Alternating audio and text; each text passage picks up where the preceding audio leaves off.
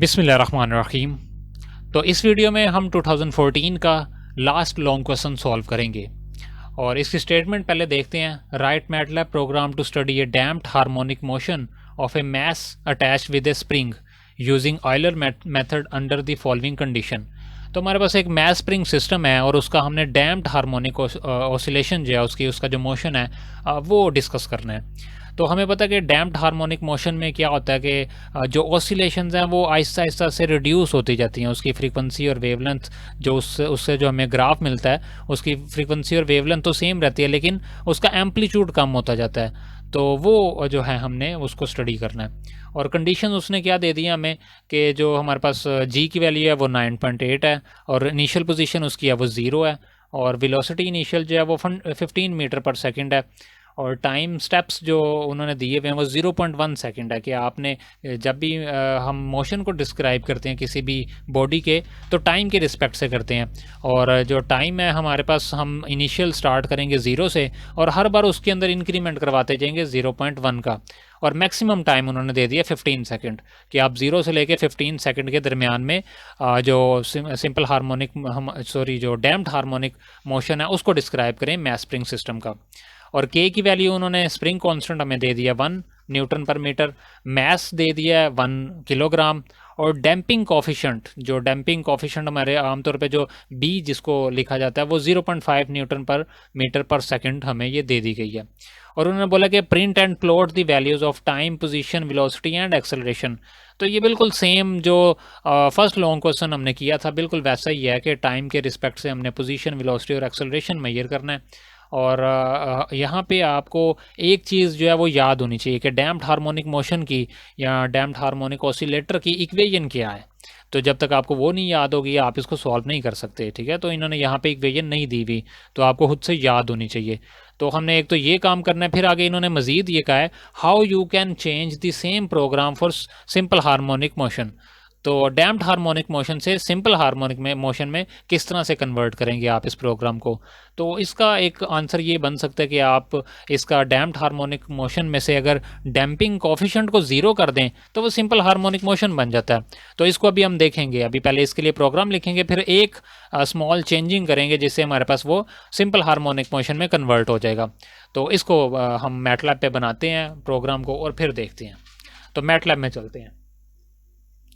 तो अब मैं क्योंकि मैंने इसको पहले से एम फाइल में लिख लिया हुआ है तो आप भी इसको इसी तरह से जिस तरह से मैंने एम फाइल में लिखा हुआ है इसी तरह से पेपर में लिखेंगे। और इसको मैं आपको यहाँ पे सारा समझा देता हूँ कि ये क्या है। जितनी भी वैल्यूज़ उसने हमें दी हुई हैं जो प्रोग्राम में दी हुई हैं वो सारी वैल्यूज़ हम यहाँ पे मैटलैब को दे देंगे, पहले मैटलैब में स्टोर कर देंगे। जैसे जी की वैल्यू 9.8 है वो स्टोर कर दी, एक्स इनिशियल पोजीशन उसने दे दी है वो मैंने 0 यहाँ पे मैटलैब को बता दिया, वी 15 दी हुई है और एच उसने टाइम जो स्टेप्स हमें दिया हुआ है टाइम स्टेप वो 0.1 दिया हुआ है और उसको मैंने एच से रिप्रेजेंट किया हुआ है यहाँ मैटलैब में। एच इक्वल्स टू 0.1 उसके लिए जो वेरिएबल मैंने लिया हुआ है वो एच है। और इनिशियल टाइम मैंने ले लिया t equals to 0, maximum time ले लिया 15 और जो के स्प्रिंग कांस्टेंट है वो 1 उन्होंने दिया हुआ है, ये सेव कर लिया मैंने, मैस m1 kg और डैम्पिंग कॉफिशिएंट जो है b इक्वल्स टू 0.5 मैंने उसके लिए b जो आमतौर पे हम b ही यूज़ करते हैं वो मैंने यहाँ पे ले लिया। और डैम्प्ड हार्मोनिक ऑसिलेटर में अगर एक्सेलरेशन आप फाइंड करना चाहें तो वो इस इक्वेशन से हम फाइंड करते हैं कि एक्सेलरेशन बराबर होता है -kx minus b into v divided by m. तो ये हमारे पास बेसिकली इक्वेशन है जो है हमारे पास डैम्प्ड हार्मोनिक ऑसिलेटर की। या फिर आप इस तरह से कर सकते हैं कि m को इधर मल्टीप्लाई कर दें तो ये आपके पास फिर इक्वेशन बन जाएगी f equals to -kx minus b v. तो ये जो इक्वेशन है ये डैम्प्ड हार्मोनिक ऑसिलेटर की इक्वेशन होती है। यहाँ से उसको थोड़ा सा सिंप्लीफाई करके हमने एक्सेलरेशन की वैल्यू निकाल ली, चूँकि हमें एक्सेलरेशन, पोजीशन और वेलोसिटी चाहिए। तो अगर आपके पास एक्सेलरेशन आ जाएगा इसको आप टाइम से मल्टीप्लाई कर दें तो आपके पास वेलोसिटी आ जाएगी, वेलोसिटी को फिर टाइम से मल्टीप्लाई कर दें तो आपके पास जो है वो पोजीशन आ जाएगी। और टाइम तो हमारे पास पहले से मौजूद है कि इनिशियल टाइम 0, उसके अंदर फिर इंक्रीमेंट करवाएंगे हम 0.1 तो न्यू टाइम आ जाएगा 0.1। इस तरह से चलता जाएगा जैसे हमने फर्स्ट लॉन्ग क्वेश्चन में किया था, बिल्कुल सेम वैसा ही है ये सारा पूरा प्रोग्राम। तो ये वैल्यूज़ दे दी एक्सेलरेशन में और यहाँ पे मैंने चूँकि एक्सेलरेशन मैंने बार बार कैलकुलेट करना है, हर बार टाइम में इंक्रीमेंट करवाना है और बार बार मेरे पास न्यू एक्सेलरेशन और न्यू पोजीशन और न्यू वेलोसिटी आएगी, तो इसलिए उसके लिए मैंने लूप लगा दिया कि टाइम मेरे पास इनिशियल टाइम 0 से स्टार्ट होगा और मैक्सिमम टाइम जो 15 सेकंड है तब तक ये लूप चलता रहेगा। और लूप के अंदर लास्ट पे मैंने टाइम में इंक्रीमेंट करवाया हुआ है एच का, ये 0.1 का इंक्रीमेंट मैंने करवाने के लिए ये एक इक्वेशन लिखी हुई है यहाँ पे, ये कंडीशन लिखी हुई है। तो यहाँ पे सबसे पहले क्या होगा, एक्सेलरेशन जो है कैलकुलेट होगा और टी ए ये वही अरे मैंने एक ले ली, इंडिसेस उसमें मैंने ऊपर स्टोर किया हुआ 1। अगर आपको यहाँ पे ये आई एन डी और कुछ कन्फ्यूजन हो रही है इस प्रोग्राम की, तो आप पहले 2014 का पहला लॉन्ग क्वेश्चन जो है वो आप देख लें, ये बिल्कुल सेम वैसा ही है, इसलिए मैं ज़्यादा डिटेल में नहीं जा रहा कि यहाँ पे आई एन डी क्या है। तो ये बेसिकली इंडिसेस है, तो आप वो वहाँ पे मैंने इसको बड़े जो है काफ़ी डिटेल में वहाँ पे एक्सप्लेन किया हुआ है इसको। तो टी ए के अंदर मैंने टाइम की वैल्यू जो इनिशियल टाइम है वो सेव कर दिया। एक्सेलरेशन एक्स ए के अंदर मैंने जो यहाँ से हमारे पास पोजीशन जो एक्स ए है हमारे पास, इसके अंदर जो इनिशियल पोजीशन है वो मैंने स्टोर कर दी। वी ए के अंदर जो इनिशियल वेलोसिटी है वो स्टोर कर दी। और ए के अंदर मैंने क्या किया हुआ है, जो एक्सेलरेशन है मेरे पास जो आया हुआ है वो स्टोर कर दिया। इसको भी मैं स्मॉल ए कर देता हूँ, बल्कि मैंने अभी कैपिटल के लिए लिखा हुआ है पूरे में, तो पूरे में चेंजिंग करनी पड़ेगी, तो ए कैपिटल ये भी इसको चला लेते हैं। तो जो मेरे पास ये एक्सेलरेशन आएगा वो यहाँ पे मैंने इसके अंदर इनिशियल एक्सेलरेशन सेव कर दिया। आई एन डी की वैल्यू चूँकि 1 रखी हुई है, तो मतलब T1 की जगह पे मेरे पास इनिशियल टाइम, x1 की जगह पे मेरे पास इनिशियल पोजीशन, v1 की जगह पे मेरे पास इनिशियल वेलोसिटी, a1 की जगह पे मेरे पास इनिशियल एक्सेलरेशन सेव हो जाएगा। फिर चूँकि हमने न्यू वैल्यूज़ आगे फाइंड करनी है वेलोसिटी, पोजीशन और टाइम की, और एक्सेलरेशन तो हमारे पास अभी यही आया, तो हम न्यू वेलोसिटी जो फाइंड करनी है, एक्सेलरेशन को अगर मैं मल्टीप्लाई कर दूं उस टाइम से जितना टाइम हमने इंक्रीमेंट किया है, तो वो मेरे पास उस टाइम के दौरान की वेलोसिटी आ जाएगी, और मैं प्रीवियस वेलोसिटी में उसको ऐड कर दूं तो मेरे पास टोटल वेलोसिटी आ जाएगी उस टाइम t इक्वल्स टू 0.1 पे। तो ये मेरे पास न्यू वेलोसिटी आ गई। इसी तरह से पोजीशन वेलोसिटी को मल्टीप्लाई कर दें आप उस टाइम से, तो आपके पास जो डिस्टेंस आएगा कि 0.1 सेकंड में आपने कितना डिस्टेंस तय किया, उसको आप ऐड कर दें प्रीवियस डिस्टेंस से, तो टोटल आपके पास पोजीशन आ जाएगी उसकी। और टाइम भी इसी तरह से टोटल टाइम आपके पास इंक्रीमेंट का जो आएगा वो ये हो जाएगा। वापस जब लूप ने जाना है तो हमने यहाँ पे इंडिसेस की जगह पे 2 लेके आना है, तो इंडिसेस में मैंने 1 का इंक्रीमेंट करवा दूंगा, तो यहाँ पे next time T2, X2, V2 और A2 हो जाएगा, और इनके अंदर फिर न्यू वैल्यू स्टोर हो जाएंगी। इस तरह से ये मेरे पास चारों अरेज के अंदर जो है तमाम वैल्यू स्टोर हो जाएंगी, और फिर इनको हम आउटपुट पे शो कर देंगे। ये यहाँ पे लूप एंड हो गया मेरे पास। और TB मैंने कोई अरे ले ली, उसके अंदर ये सारी वैल्यूज़ मैंने उसके अंदर स्टोर करवा दी एक अरे की फॉर्म में। तो इसको जब हम डिस्प्ले, अब क्योंकि आउटपुट में हमने अपनी वैल्यूज़ को डिस्प्ले भी करवाना है और प्लॉट भी करना है, तो क्या होगा कि डिस्प्ले, पहले मैं डिस्प्ले की कमांड लगा रहा हूँ, और यहाँ पे ये जो कॉमर्स के अंदर जो भी मैं लिखूँगा वो एज इट इज़ प्रिंट होगा। तो टाइम, पोजीशन, वेलोसिटी, एक्सेलरेशन ये मैंने वहाँ पे प्रिंट कर दिया। और डिस्प्ले TB, तो ये जो मेरे पास ये वाली अरे है ये एज इट इज़ मेरे पास आउटपुट पे प्रिंट हो जाएगी। इसको मैं रन करता हूँ और फिर आपको दिखाता हूँ कि ये मैंने रन की कमांड लगाई और इसने ये ग्राफ सामने दे दिया। मैं ये मेरे पास क्या आ गया, जो मैंने मैटलैब को कमांड दी उससे उसने मुझे ये सारी वैल्यूज़ कैलकुलेट करके दी। और इसको मैं ऊपर से स्टार्ट से दिखाता हूँ कि स्टार्ट में क्या हमारे पास है। तो ये स्टार्ट में ये टाइम, पोजीशन, वेलोसिटी और एक्सेलरेशन ये हमें इसने निकाल के दिया। इसको मैं यहाँ से दिखाता हूँ। ये जो मैंने लिखा हुआ display, time, position, velocity, acceleration, ये बेसिकली इसने यहाँ पे मुझे सबसे ऊपर पहले ये शो किया डिस्प्ले में। जो डिस्प्ले की कमांड है वो एज इट इज़ जो भी कॉमर्स में लिखा होता है वो ये एज इट इज़ शो करता है हमारे पास। उसके बाद मैंने क्या लिखा हुआ है, डिस्प्ले TB मतलब ये जितनी भी ये वैल्यूज़ हैं वो सारी की सारी नीचे कॉलम की फॉर्म में मुझे शो कर देगा। और ये बिल्कुल उसने कॉलम की फॉर्म में टाइम के नीचे टाइम, वेलोसिटी के नीचे वेलोसिटी, पोजीशन के नीचे पोजीशन, वेलोसिटी और एक्सेलरेशन, ये सारी वैल्यूज़ मुझे कॉलम्स के फॉर्म में बना के उसने दे दी। नेक्स्ट क्योंकि हमने इसको प्लॉट भी करना है, तो मैंने यहाँ पे क्या किया हुआ कि प्लॉट की कमांड लगाई हुई है, प्लॉट TA, मतलब एक्स एक्सिस पे वो T टाइम रखेगा और वाई एक्सिस पे वो पोजीशन रखेगा। और यहाँ पे B वर्ड क्या है, B वर्ड ये है कि जो भी लाइन, जिस लाइन से वो इस प्लॉट को शो करेगा, इस कर्व को शो करेगा, वो ब्लू कलर में होगी, B से ब्लू। ठीक है, जो पहला जो लॉन्ग क्वेश्चन हमने किया था उसमें O वर्ड था और वो O ओवल शेप शो कर रहा था, D डायमंड शेप शो कर रहा था। तो यहाँ पे B वर्ड जो आएगा वो ब्लू लाइन के लिए होगा। और होल्ड ऑन की कमांड के हमारे पास ये जो प्लॉट एक आ जाएगा वो प्लॉट वैसे का वैसे ऑन रहेगा अभी, और फिर उसके ऊपर न्यू प्लॉट की कमांड जो लगेगी वो उसी प्लॉट के ऊपर जो है दोबारा से इसको इम्प्लीमेंट कर देगा।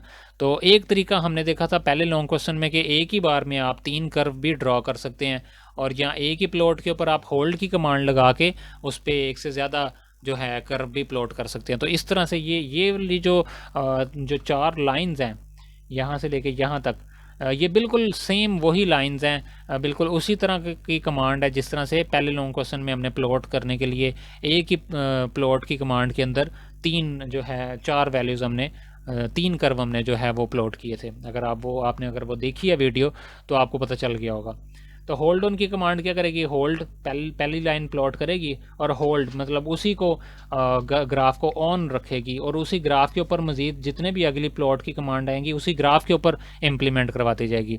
और टी ए और वी मतलब टाइम और वेलोसिटी के दरमियान में ग्राफ बनेगा, और एम मतलब यहाँ पे जो मिर्जिंडा कलर जो है उस कलर की मेरे पास अब लाइन आएगी, और लास्ट पे टी ए और ए मतलब टाइम और एक्सेलरेशन के दरमियान में ग्राफ बनेगा, और आर से रेड कलर की मेरे पास जो है वो लाइन आएगी। और फिर यहाँ पे एक जो है कमांड लगी हुई है ग्रिड ऑन, कि जो ग्राफ है उसमें ग्रिड भी शो करेगा वो। तो अगर मैं ग्राफ आपको शो करूँ कि जो अभी मैंने रन करने से ग्राफ सामने आया था, तो ये ग्राफ मेरे पास आएगा। अगर आप ये ग्रिड की कमांड नहीं लगाते तो ये सिर्फ ये जो ग्रिड है, ये जो लाइंस बॉक्सेस बने हुए हैं, ये बस ख़त्म हो जाएंगे, और इसका कुछ नहीं। ऑप्शनल है, आप लगाना चाहें तो लगा सकते हैं, नहीं लगाना चाहें तो कोई बात नहीं।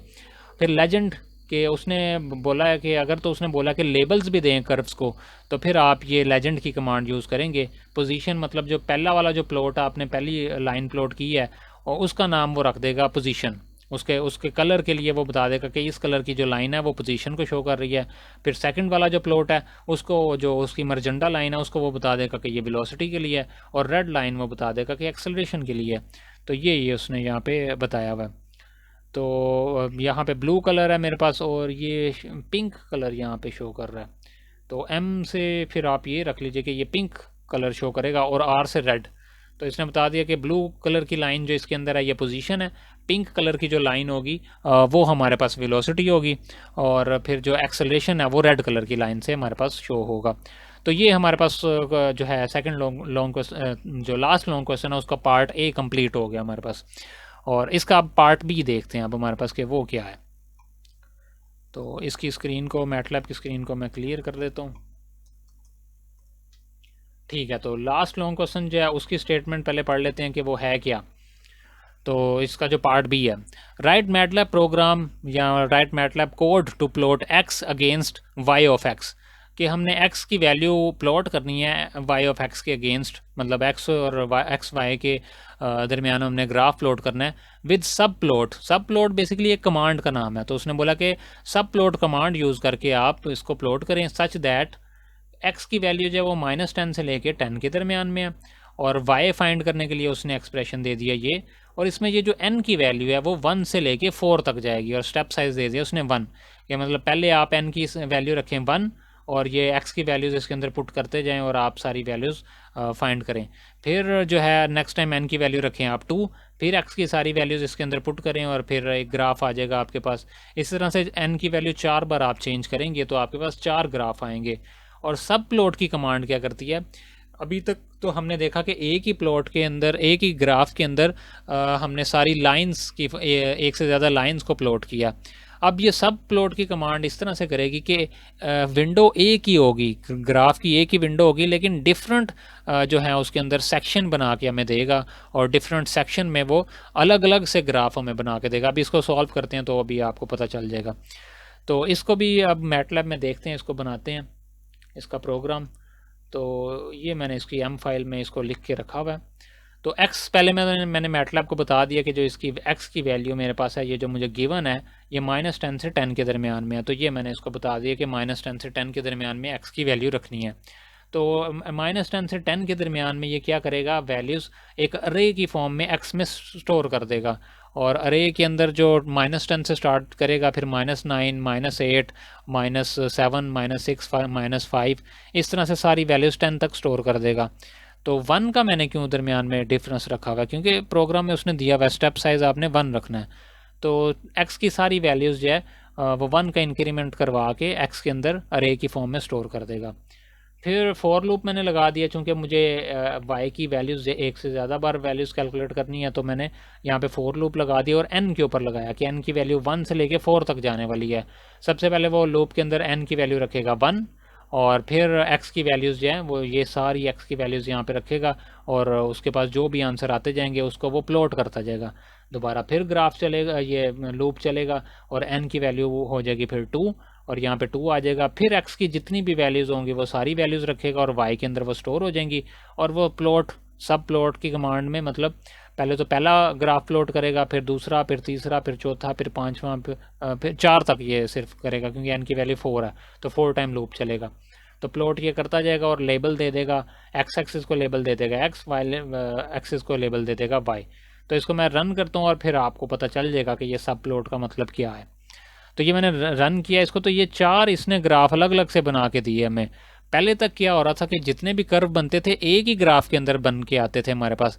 अब यहाँ पे विंडो एक ही है लेकिन ग्राफ 4 हैं, तो ये कमांड सब प्लॉट की कमांड हमें ये काम करके देती है कि ग्राफ अलग अलग बना के देगी लेकिन विंडो सेम होगी।